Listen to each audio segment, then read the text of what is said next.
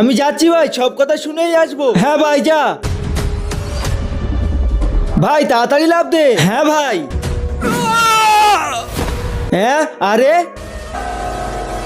আরে তুই ওকে মরতে কেন দিয়েছিস রে? আরে আমার দাদাজি লুকোনো খাজানার বিষয়ে জানতো, ওটাই জিজ্ঞাসা করতে গিয়েছে খাজানা কোথায় আছে। আরে কিন্তু তোর দাদাজি তো মরে গিয়েছে, ওই জন্যই তো আমি ওকে মরতে দিয়েছি।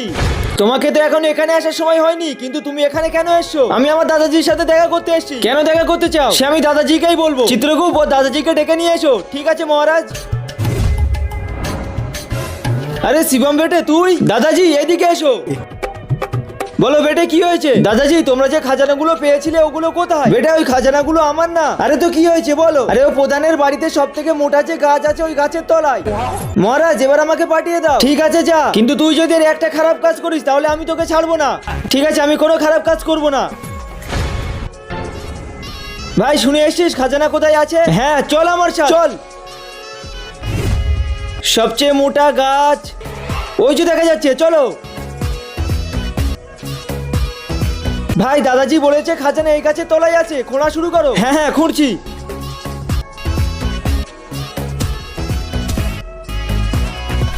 আরে কিসের একটা শব্দ হলো না? পেয়ে গেছি খাজানা। আরে ভাই ভাই ভাই কি হচ্ছে ভাই? আরে মহারাজ আমাকে এখানে কেন নিয়ে এসো? আমি তো কোনো খারাপ কাজ করিনি। তুমি যে খাজানায় হাত দিয়েছো ওটা তোমার দাদাজি ছিল না, ওটা প্রধানের ছিল। আর অন্য লোকের জিনিস চুরি করাকে খারাপ কাজ বলে? আবে ইয়ার চিত্রকূপ ওকে নিয়ে যাও। ঠিক আছে মহারাজ।